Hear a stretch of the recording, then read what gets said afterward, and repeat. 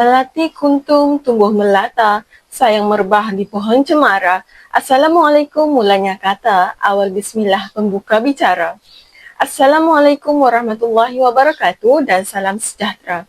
Yang dihormati Tuan Abdul Haris bin Johari, pensyarah kursus pengantar pengajian pendidikan dengan kod kursus GPPP 1092, para penonton yang saya kasihi sekalian, serta rakan-rakan seperjuangan.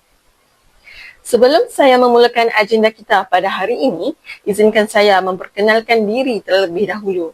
Saya Nur Atirah binti Zulkifli dengan angka giliran 2025-2023-10328 mewakili guru pelatih daripada Institut Pendidikan Guru dalam pameran Malaysia Hub Pendidikan Antarabangsa.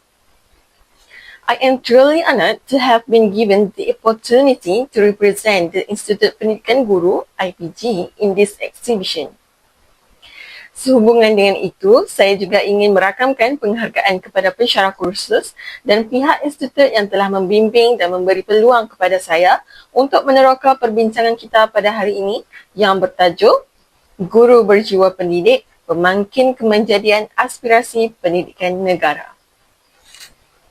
Baik hadirin sekalian, sebelum saya meneruskan pembentangan, izinkan saya untuk menerangkan terlebih dahulu struktur pembentangan kita pada hari ini. Dalam pembentangan ini, saya akan membawa hadirin melalui bahagian utama iaitu pengenalan, landscape pendidikan Malaysia, aspirasi sistem dan aspirasi murid, hala tuju transformasi dan digitalisasi, Malaysia sebagai hub pendidikan antarabangsa, guru berjiwa pendidik dan kesimpulan. Pembentangan ini akan menghuraikan bagaimana guru berjiwa pendidik menjadi pemangkin kepada kemenjadian aspirasi pendidikan Malaysia. Saya mohon hadirin memberi perhatian kerana ada beberapa bahagian nanti saya akan ajukan soalan dan minta pandangan daripada hadirin juga. Jika guru biasa melaksanakan kurikulum, maka guru berjiwa pendidik membentuk masa depan. Hadirin sekalian, pendidikan bukan sekadar satu proses penyampaian ilmu, tetapi merupakan suatu usaha yang terancang dan berterusan dalam membentuk potensi insan secara menyeluruh. Dalam konteks Malaysia, konsep pendidikan berakar daripada falsafah pendidikan kebangsaan yang menegaskan bahawa pendidikan ialah usaha berterusan untuk melahirkan insan yang seimbang dan harmoni dari segi intelek, rohani, emosi dan jasmani berdasarkan kepercayaan dan kepatuhan kepada Tuhan. Pernyataan ini membawa implikasi besar terhadap pemahaman kita tentang makna pendidikan. Pendidikan tidak boleh dilihat secara sempit sebagai proses akademik yang berorientasikan peperiksaan semata-mata. Sebaliknya, ia adalah satu proses pembangunan insan yang bersifat holistik dan bersepadu. Konsep keseimbangan ini sangat penting kerana pembangunan intelek tanpa pembinaan nilai akan menghasilkan individu yang cemerlang secara akademik tetapi lemah dari segi etika dan integriti. Saya ingin bertanya kepada hadirin, pada pandangan anda, adakah pendidikan hari ini lebih menumpukan akademik semata-mata atau pembangunan insan secara menyeluruh? Dalam era globalisasi, konsep pendidikan mengalami evolusi yang ketara. Dunia hari ini dipengaruhi oleh perubahan teknologi yang pantas, kemunculan kecerdasan buatan, automasi serta ekonomi berasaskan pengetahuan. Oleh itu, pendidikan kini berfungsi sebagai mekanisme strategi negara dalam membina model insan yang mampu bersaing di peringkat global. Pendidikan bukan lagi sekadar memenuhi keperluan domestik, tetapi menjadi instrumen daya saing antarabangsa. Namun demikian, walaupun dasar pendidikan dirangka secara sistematik, kejayaannya tetap bergantung kepada pelaksanaannya di peringkat bilik darjah. Kurikulum mungkin menjadi kerangka rasmi, tetapi guru merupakan penggerak sebenar yang menghidupkan kurikulum tersebut.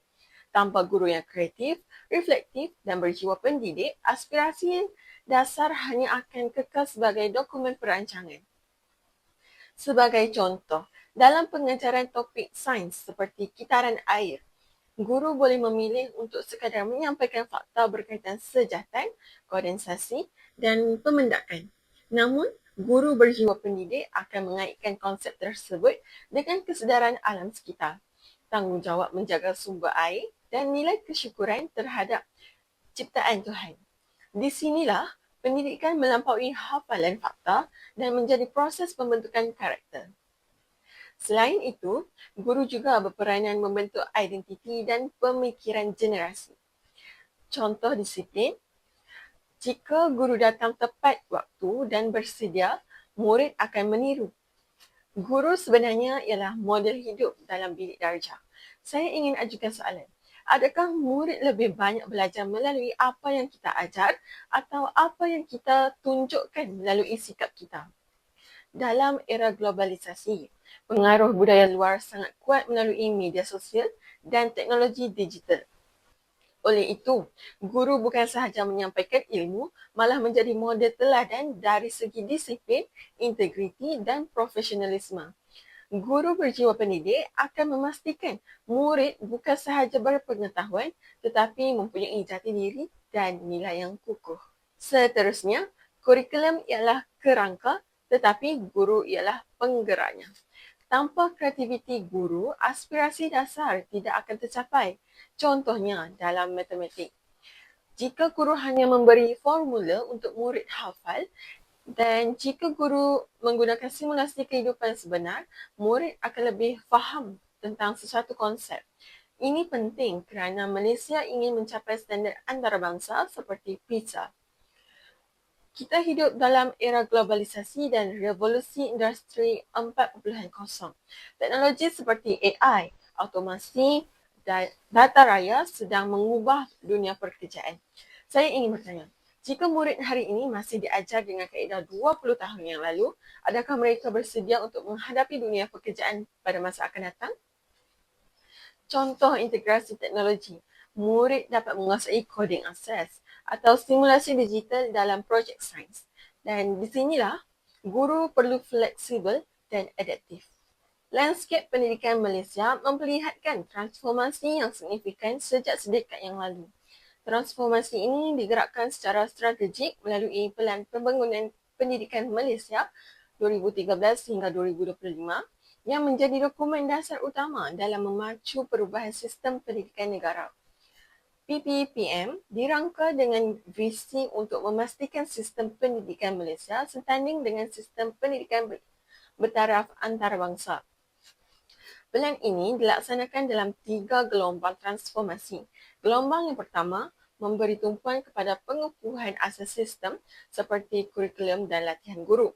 Gelombang yang kedua mempercepatkan penambahbaikan melalui inovasi dan perluasan inisiatif. Dan gelombang yang ketiga pula menumpukan kepada kelestarian kecemerlangan serta autonomi sekolah. Pendekatan berfasa ini menunjukkan bahawa transformasi pendidikan bukanlah perubahan yang bersifat drastik dan mendadak, tetapi satu proses evolusi yang dirancang secara sistematik dan hal ini penting bagi memastikan kestabilan sistem dan penerimaan semua pihak berkepentingan. Dalam Pelan Pembangunan Pendidikan Malaysia 2013 hingga 2025 yang digagaskan oleh Kementerian Pendidikan Malaysia, terdapat 5 aspirasi sistem yang menjadi tunjang kepada transformasi pendidikan negara. 5 aspirasi ini bukan sekadar slogan, tetapi merupakan hala tuju strategik bagi memastikan sistem pendidikan Malaysia benar-benar berkualiti dan berdaya saing di peringkat global. Aspirasi yang pertama ialah kualiti. Malaysia menetapkan penanda aras antarabangsa seperti Program for International Student Assessment sebagai ukuran keberhasilan sistem pendidikan. Pentaksiran ini tidak menilai hafalan semata-mata, sebaliknya menilai keupayaan murid untuk berfikir secara lebih kritis, menganalisis maklumat dan menyelesaikan masalah dunia yang sebenar. Oleh itu, implikasinya kepada guru sangat besar. Guru perlu mengubah pendekatan pengajaran dengan menggunakan kemahiran berfikir aras tinggi, mengemukakan soalan terbuka dan memberi ruang kepada murid untuk berhujah serta mempertahankan idea mereka. Saya ingin bertanya kepada hadirin, pada pandangan anda, adakah peperiksaan tradisional yang berorientasikan hafalan semata-mata cukup untuk mengukur kemahiran berfikir aras tinggi mereka? Aspirasi yang kedua ialah equity. Sistem pendidikan negara berusaha mengurangkan jurang pencapaian antara murid bandar dan luar bandar serta antara murid daripada latar belakang sosioekonomi yang berbeza. Ini bermaksud setiap murid perlu diberi peluang yang adil untuk berjaya. Dalam konteks bilik darjah, guru perlu menggunakan pedagogi diferensiasi, iaitu menyesuaikan kaedah pengajaran mengikut tahap dan keperluan murid. Murid yang lemah tidak boleh dibiarkan tercicir, manakala murid yang cemerlang perlu terus dicabar.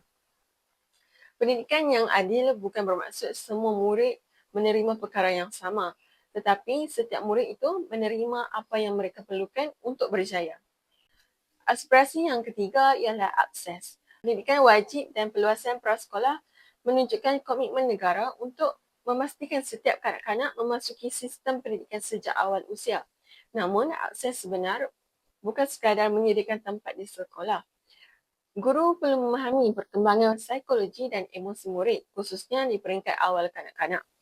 Pengurusan tingkah laku, hubungan dengan ibu bapa dan pendekatan yang bersesuaian dengan tahap perkembangan menjadi sangat penting agar akses pendidikan benar-benar memberi manfaat kepada murid. Aspirasi seterusnya ialah perpaduan.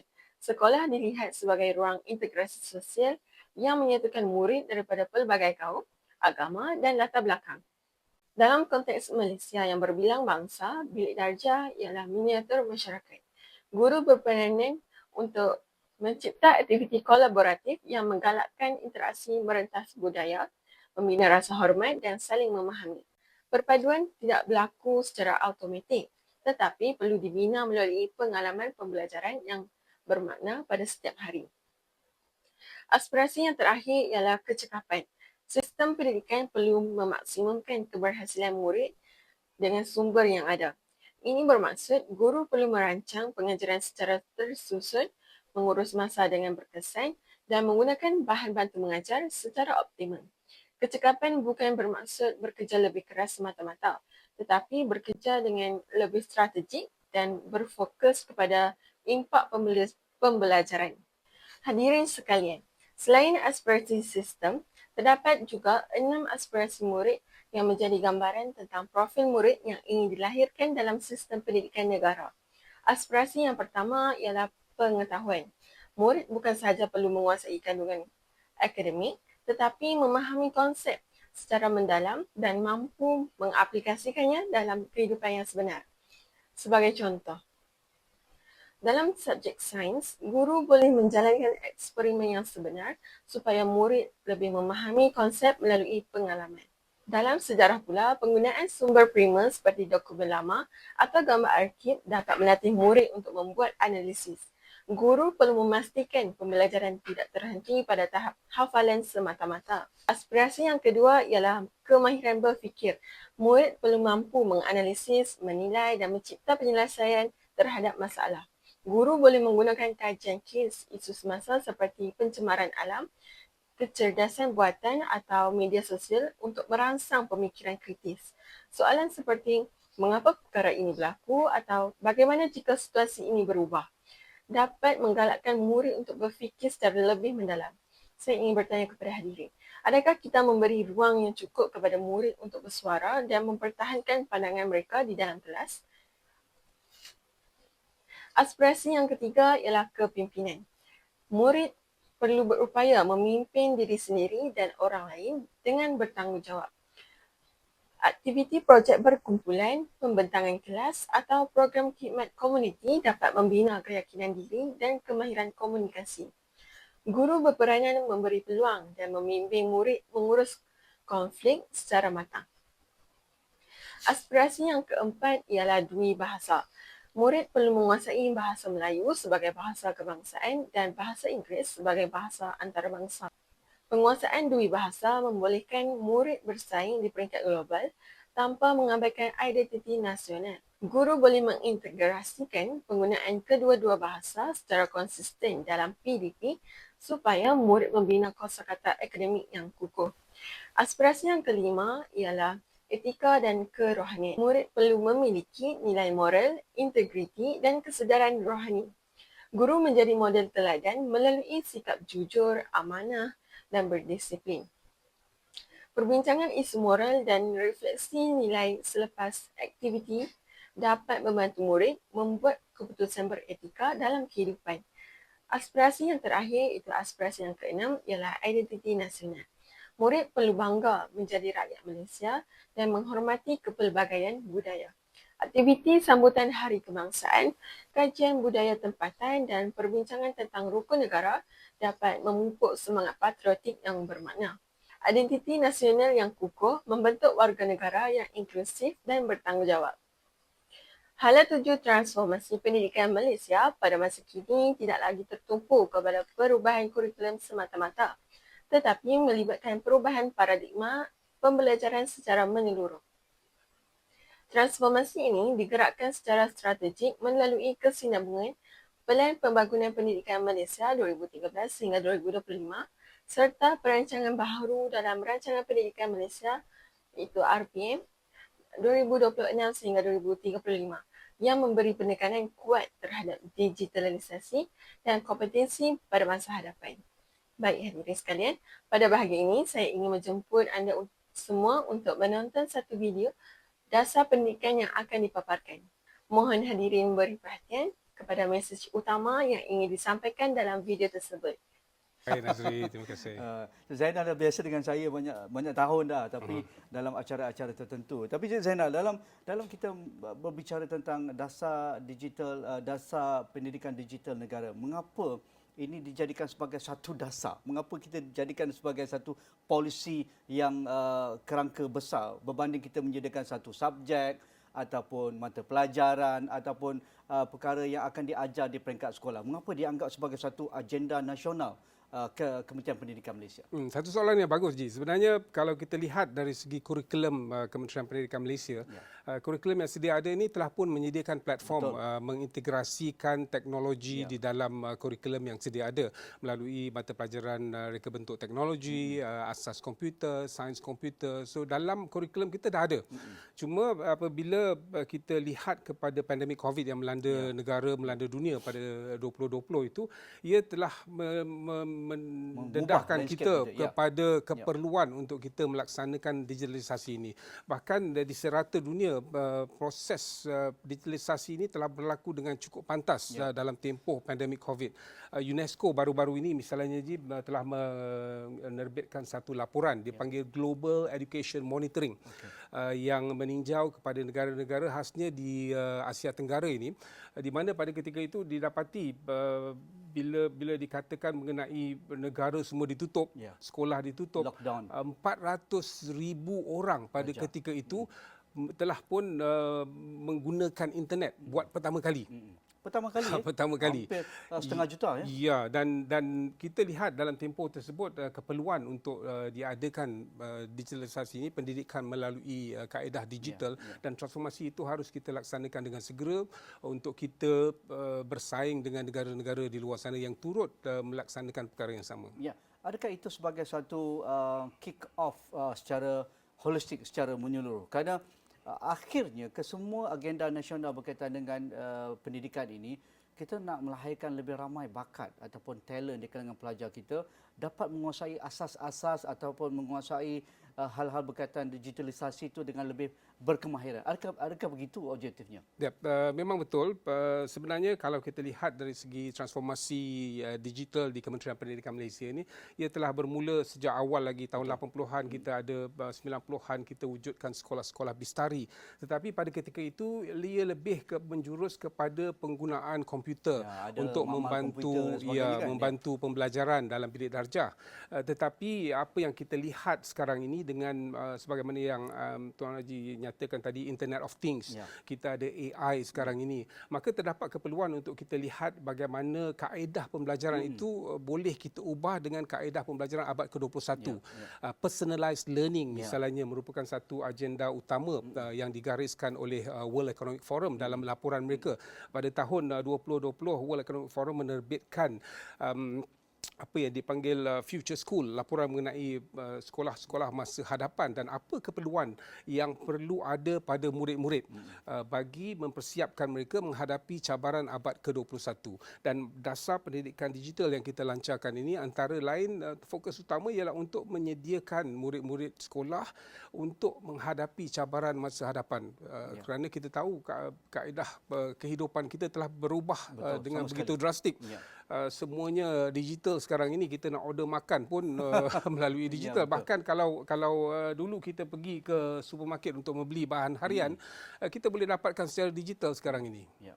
Cik Zainal, adakah ia merupakan satu pendekatan menyeluruh dari aspek platform pendidikan, sama ada di peringkat sekolah rendah, sekolah menengah, sekolah teknikal, sekolah TVET, vocational dan sebagainya, begitu juga sekolah-sekolah aliran agama, aliran sains. Adakah semua ini terangkum dalam dasar pendidikan digital akan diberikan akses melalui D5 itu?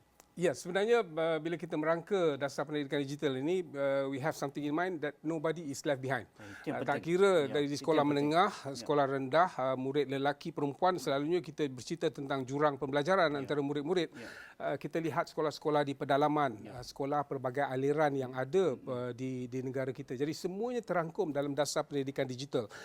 Dalam 4 objektif utama yang kita gariskan bagi dasar pendidikan digital ini, kita melihat kepada keupayaan murid terlebih dahulu, menjadikan mereka fasih digital, untuk kita upayakan guru-guru pentadbir di sekolah, juga infrastruktur dan juga bahan-bahan pembelajaran yang boleh menyokong kepada aktiviti di dalam bilik darjah. Dan semestinya objektif yang keempat untuk kita memperkasakan jalinan kerjasama dengan agensi-agensi luar, sama ada agensi-agensi kerajaan ataupun agensi bukan kerajaan, pihak swasta, untuk bersama-sama kementerian membangunkan dasar pendidikan. Adakah kita sudah mengambil kira kelemahan ketika kita melaksana pendidikan dalam talian ketika COVID itu? Kerana kita tahu ada jurang yang besar juga, terutama.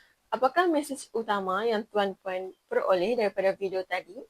Adakah kita benar-benar bersedia menghadapi perubahan yang dibawa oleh transformasi pendidikan? Dalam konteks abad ke-21, pedagogi tradisional yang berpusatkan guru semakin kurang relevan. Pendidikan kini menekankan pendekatan berpusatkan murid, kolaboratif dan berasaskan penyelesaian masalah. Murid tidak lagi dianggap sebagai penerima maklumat secara pasif, tetapi sebagai peserta aktif dalam pembinaan ilmu. Digitalisasi pendidikan pula bukan sekadar penggunaan peranti seperti komputer riba atau tablet di dalam bilik darjah. Ia melibatkan perubahan budaya pembelajaran. Teknologi harus menjadi alat untuk memperkayakan pengalaman pembelajaran, bukan sekadar menggantikan buku teks dengan skrin digital. Guru perlu memiliki literasi digital dan memahami etika cyber serta membimbing murid untuk menggunakan teknologi secara bertanggungjawab. Pembelajaran kini boleh berlaku secara hybrid dan fleksibel, melampaui sempadan bilik darjah. Sebagai contoh, penggunaan platform pembelajaran digital boleh dimanfaatkan untuk membina pembelajaran kendiri dan akses kepada sumber global. Murid boleh berinteraksi dengan kandungan multimedia, menjalankan simulasi eksperimen secara maya dan berkolaborasi dengan rakan sebaya melalui ruang digital. Namun, tanpa bimbingan guru yang kompeten, teknologi berpotensi menjadi gangguan berbanding alat pembelajaran. Oleh itu, literasi digital guru menjadi faktor kritikal dalam memastikan keberkesanan transformasi ini. Guru perlu memahami bukan sahaja cara menggunakan teknologi, tetapi juga implikasi etika keselamatan cyber dan kesan psikososial terhadap murid. Malaysia kini muncul sebagai destinasi pendidikan yang menarik pelajar antarabangsa. Ini membuka peluang interaksi budaya dan pertukaran idea. Saya ingin bertanya kepada hadirin, apakah kelebihan dan cabaran jika anda belajar bersama pelajar antarabangsa? Pembelajaran dalam persekitaran global dapat membina pemikiran global, menggalakkan kolaborasi antarabangsa dan memupuk kesedaran antara budaya. Dalam konteks duibahasa dan identiti nasional, ada yang berpendapat bahawa untuk berjaya di peringkat global, kita perlu lebih fokus kepada bahasa Inggeris berbanding bahasa Melayu. Namun hakikatnya, kita tidak perlu memilih satu dan meninggalkan yang lain. Kita boleh menguasai bahasa global sebagai nilai tambah, sambil mengekalkan bahasa Melayu sebagai identiti nasional selaras dengan falsafah pendidikan kebangsaan.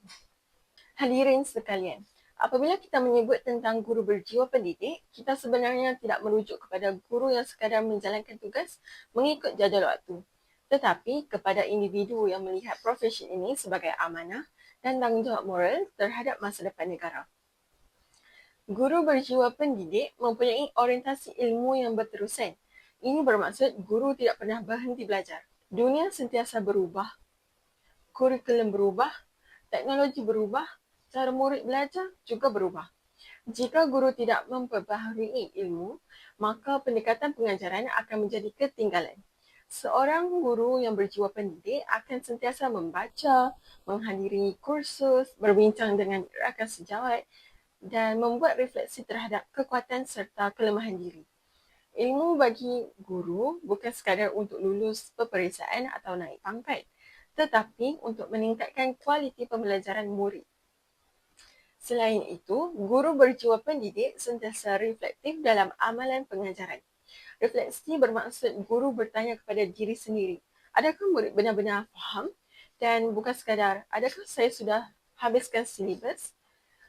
Guru yang reflektif akan menilai semula strategi pengajaran jika murid tidak mencapai objektif.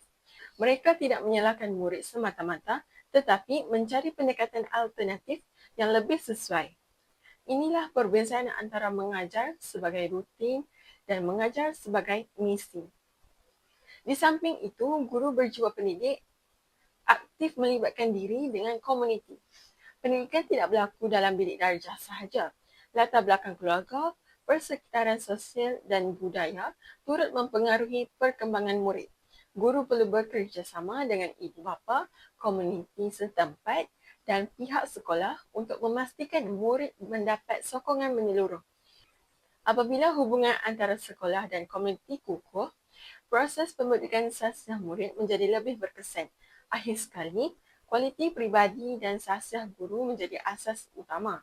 Murid mungkin lupa apa yang diajar, tetapi mereka jarang lupa bagaimana seorang guru melayan mereka. Integriti, kejujuran, empati dan disiplin yang ditunjukkan oleh guru akan menjadi contoh hidup kepada murid. Guru berjiwa pendidik sedar bahawa setiap perkataan dan tindakan mereka memberi kesan jangka panjang terhadap pembentukan karakter murid. Namun begitu, realiti pendidikan hari ini tidak semudah yang digambarkan dalam dasar. Guru berhadapan dengan cabaran yang semakin kompleks. Antara cabaran utama ialah jurang digital. Tidak semua murid mempunyai akses kepada peranti atau internet yang stabil. Dalam situasi pembelajaran digital atau hybrid, murid daripada keluarga berpendapatan rendah mungkin ketinggalan. Jadi, guru perlu kreatif dan fleksibel untuk memastikan tiada murid yang tercicir sama ada menyediakan bahan alternatif atau menggunakan pendekatan bersemuka yang lebih efektif. Cabaran seterusnya ialah tekanan prestasi global. Sistem pendidikan kini sering diukur melalui keputusan peperiksaan dan penilaian antarabangsa. Tekanan untuk mencapai keputusan cemerlang kadang-kala menyebabkan fokus terlalu berat kepada pencapaian akademik semata-mata. Guru berada dalam dilema antara memenuhi sasaran prestasi dan memastikan pembangunan sasiah murid tidak diabaikan. Di sinilah kebijaksanaan profesional guru amat diperlukan. Selain itu, jurang sosial ekonomi turut memberi kesan besar terhadap pembelajaran murid. Murid yang datang daripada latar belakang kurang berkemampuan mungkin menghadapi tekanan emosi, kurang sokongan akademik di rumah atau tanggungjawab keluarga yang berat. Guru bukan sahaja perlu mengajar, tetapi juga memahami keadaan murid secara empati. Pendidikan yang berkesan memerlukan kepekaan sosial dan kemanusiaan. Saya ingin bertanya kepada hadirin, pada pandangan anda, antara jurang digital, tekanan prestasi global dan jurang sosio-ekonomi, cabaran yang manakah yang paling sukar untuk ditangani dan mengapa? Soalan ini penting kerana setiap cabaran memerlukan pendekatan yang berbeza dan tidak boleh diselesaikan dengan satu strategi sahaja. Dalam menghadapi cabaran tersebut, guru perlu memainkan peranan strategi yang lebih luas daripada sekadar penyampai ilmu. Yang pertama, guru sebagai ejen sosial. Guru membentuk karakter murid melalui teladan dan nilai yang ditunjukkan setiap hari. Dan yang kedua, guru sebagai pereka pembelajaran. Guru perlu merancang tugas yang autentik yang berkait rapat dengan dunia yang sebenar supaya murid dapat melihat relevansi ilmu dalam kehidupan. Projek kolaboratif, penyelesaian masalah, komuniti dan pentaksiran reflektif dapat menjadikan pembelajaran lebih bermakna. Guru bukan lagi hanya mengikut buku teks tetapi mencipta pengalaman pembelajaran yang mencabar dan menarik. Yang ketiga, guru sebagai pemudah cara pemikiran kritikal. Dalam dunia yang dipenuhi maklumat, murid perlu dilatih menilai, menganalisis dan membuat keputusan secara bijak. Guru boleh mengemukakan soalan mencabar, mengadakan diskusi moral dan membimbing murid melihat sesuatu isu dari pelbagai perspektif. Dengan cara ini, murid bukan sahaja menjadi cermelang akademik tetapi matang dalam membuat pertimbangan. Keseluruhannya, peranan ini menunjukkan bahawa guru bukan sekadar pekerja dalam sistem pendidikan tetapi arkitek masa depan negara. Apa yang dibina di dalam bilik darjah hari ini akan menentukan kualiti masyarakat pada masa hadapan. Dan di sinilah terletaknya makna sebenar seorang guru yang berjiwa pendidik. Bukan sekadar mengajar tetapi membentuk manusia. Sebagai kesimpulan keseluruhan, aspirasi dan hala tuju pendidikan Malaysia telah dirangka secara komprehensif melalui dasar dan pelan strategik yang jelas. Transformasi sistem pendidikan bergerak ke arah peningkatan kualiti, ekuiti dan daya saing global. Malaysia mempunyai potensi besar untuk menjadi hub pendidikan antarabangsa yang disegani. Namun, kejayaan sebenar tidak hanya terletak pada dasar atau infrastruktur, tetapi pada pelaksanaannya. Dan pelaksana utama itu ialah guru. Guru berjiwa pendidik bukan sahaja melaksanakan kurikulum tetapi membentuk masa depan negara melalui pembinaan insan yang berilmu, beretika dan beridentiti kukuh. Mereka adalah pemangkin sebenar kepada kemenjadian aspirasi pendidikan negara. Sekian, terima kasih.